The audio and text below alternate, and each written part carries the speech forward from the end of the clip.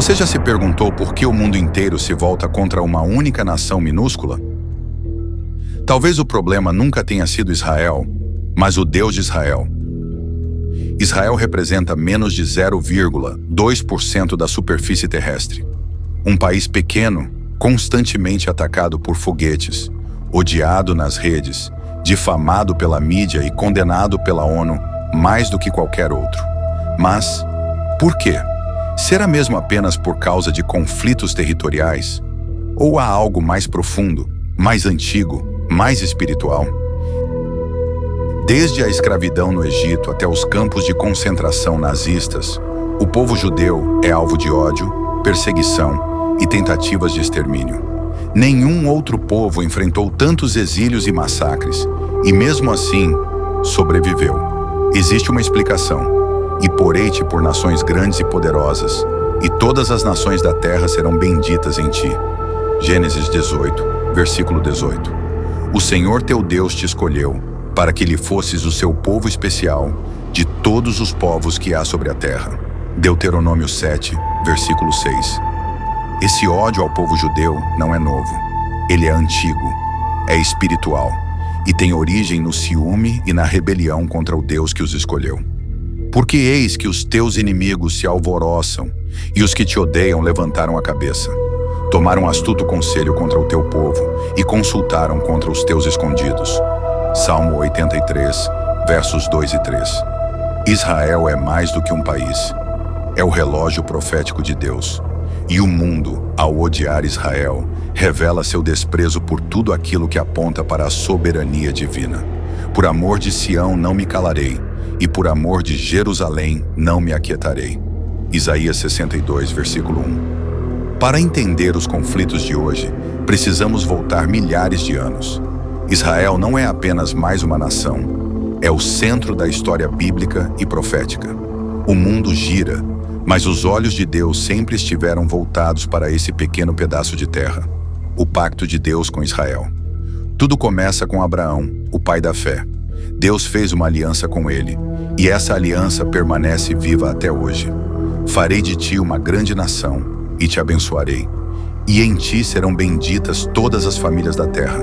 Gênesis 12, versos 2 e 3. Estabelecerei o meu concerto entre mim e ti, e a tua descendência depois de ti, em suas gerações, por concerto perpétuo. Gênesis 17, versículo 7. Essa promessa não era apenas sobre prosperidade ou território, era sobre identidade espiritual.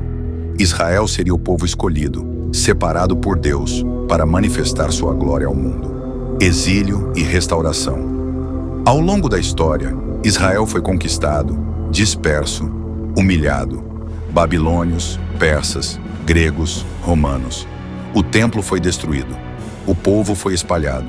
Mas Deus havia prometido: ainda que os espalhe pelos povos, contudo não os rejeitarei totalmente, nem os desprezarei para consumir com eles. Levítico 26, versículo 44. Séculos se passaram, e mesmo dispersos, os judeus nunca deixaram de ser judeus. Eles mantiveram sua fé, sua língua, suas tradições. Por quê? Porque havia uma promessa, o retorno. Porque eis que vem dias, diz o Senhor, em que trarei do cativeiro o meu povo de Israel e de Judá, e os farei voltar à terra que dei a seus pais. Jeremias 30, verso 3. 1948. O milagre do renascimento. Após 2 milênios, em 14 de maio de 1948, o mundo assistiu ao que parecia impossível: o renascimento de uma nação. A ONU reconheceu o Estado de Israel, e judeus do mundo todo começaram a retornar. Foi um evento político? Sim, mas acima disso, foi cumprimento profético. Assim diz o Senhor Deus: eis que eu tomarei os filhos de Israel de entre as nações, e os congregarei de todas as partes, e os levarei à sua própria terra. Ezequiel 37, versículo 21. Este é o famoso capítulo do Vale de Ossos Secos. Um povo que parecia morto, mas que volta a viver. O relógio profético está correndo. Jesus, ao ensinar sobre o fim dos tempos, apontou um sinal específico. Aprendei, pois, a parábola da figueira. Quando já os seus ramos se tornam tenros e brotam folhas, sabeis que está próximo o verão. Mateus 24, versículo 32. A figueira simboliza Israel. Quando ela floresce novamente, como em 1948, é sinal de que o verão está próximo, ou seja, o tempo do fim se aproxima. Israel é mais do que um país, é um termômetro espiritual do mundo. Cada ataque, cada guerra, cada movimento contra essa nação revela que estamos mais próximos do cumprimento total das Escrituras. Um povo cercado, mas protegido. Mesmo sendo uma nação minúscula, cercada por inimigos e atacada constantemente, Israel resiste. Por quê? Porque não é apenas protegido por muros, tanques ou tecnologia. Israel está sob os olhos do próprio Deus. E naquele dia farei de Jerusalém uma pedra pesada para todos os povos.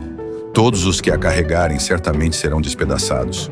Zacarias 12, verso 3. Aquele que guarda Israel não dormitará. Salmos 121, versículo 4.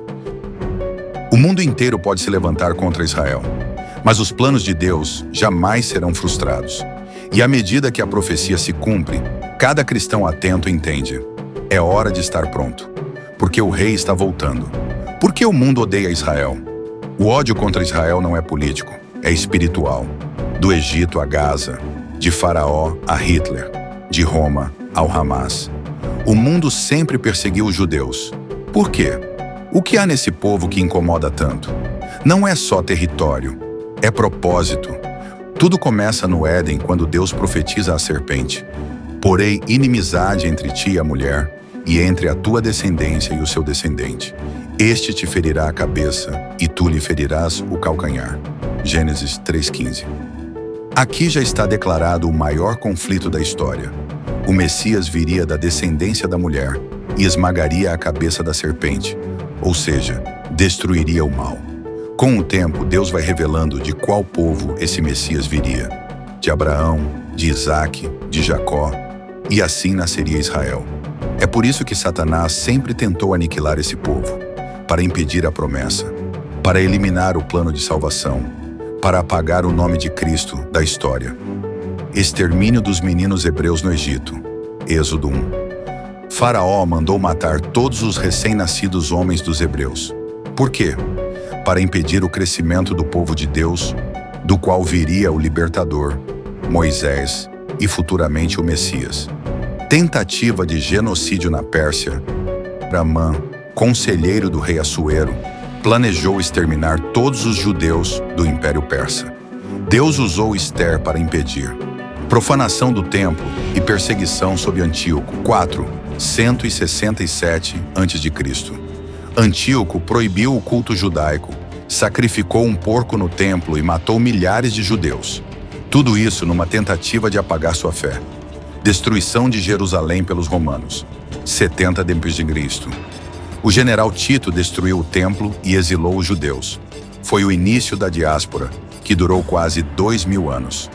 Holocausto, Segunda Guerra Mundial. Hitler exterminou 6 milhões de judeus. Tudo com o discurso de purificar o mundo de um povo impuro. Grupos radicais islâmicos atuais, Hamas, Hezbollah, Irã, declaram abertamente que querem varrer Israel do mapa. Usam escudos humanos, atacam civis e jogam a culpa em Israel. Profecia: o mundo se voltaria contra Israel, vinde, e destrua Mola, para que não seja mais nação, e não haja mais memória do nome de Israel. Salmo 83, 4. Naqueles dias, todas as nações da terra se ajuntarão contra Jerusalém. Zacarias 12, 3. Perceba, não é sobre dois povos em conflito, é sobre todas as nações contra uma só. Israel é o único país no mundo que é condenado por se defender. Mídia, ONU e a manipulação global. Enquanto grupos terroristas lançam foguetes, a imprensa diz: Israel reage de forma desproporcional. Quando soldados israelenses protegem civis, dizem: Israel comete genocídio. A ONU emite resoluções contra Israel centenas de vezes mais do que contra países como China, Coreia do Norte ou Irã. Por quê? Porque essa guerra é moral, espiritual e profética. E a engenharia social? A opinião pública é moldada por manchetes, redes sociais e algoritmos. E a nova geração está sendo ensinada a odiar Israel sem saber o motivo. Liberdade para a Palestina, fora colonizadores, boicote a Israel. Mas ninguém explica que Israel é a única democracia do Oriente Médio, onde muçulmanos têm direito de votar, de estudar, de viver com liberdade. O ataque não é contra os erros do governo de Israel, é contra a existência de Israel. Mas por que tanto ódio? Porque Israel representa algo que o mundo moderno odeia profundamente: a existência de um Deus soberano, a verdade absoluta da Bíblia, a revelação do Messias, Jesus. Israel incomoda porque é um lembrete de que Deus existe e de que ele cumpre promessas. E qual é o nosso papel? Não é idolatrar Israel, mas reconhecer o que a Bíblia diz: a salvação vem dos judeus. João 4:22. Alegrai-vos com Jerusalém, orai pela paz de Jerusalém. Salmo 122, 6. Não vos ensoberbeçais, porque não és tu que sustentas a raiz, mas a raiz a ti. Romanos 11:18. A igreja não substituiu Israel. Nós fomos enxertados na promessa e devemos, com amor e temor, entender que o relógio está correndo. O mundo pode odiar, as nações podem se rebelar, mas aquele que disse: esta terra é minha, não voltará atrás. Israel será perseguido, mas também será defendido, porque quem luta por Israel é o próprio Deus. A perseguição contra Israel não é apenas uma questão de política, terra ou ideologia.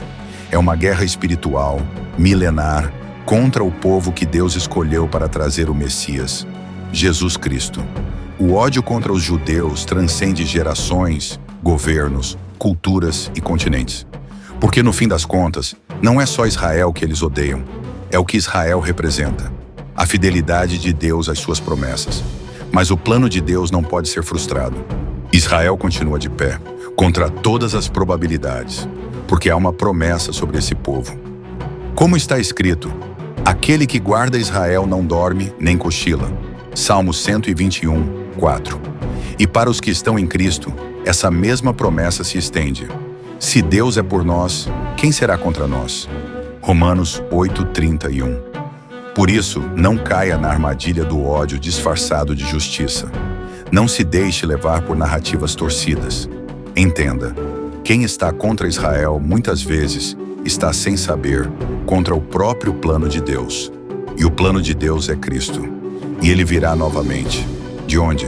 De Israel. Se este conteúdo te confrontou ou te despertou, então inscreva-se no canal, ative o sininho e compartilhe com alguém que precisa ouvir isso.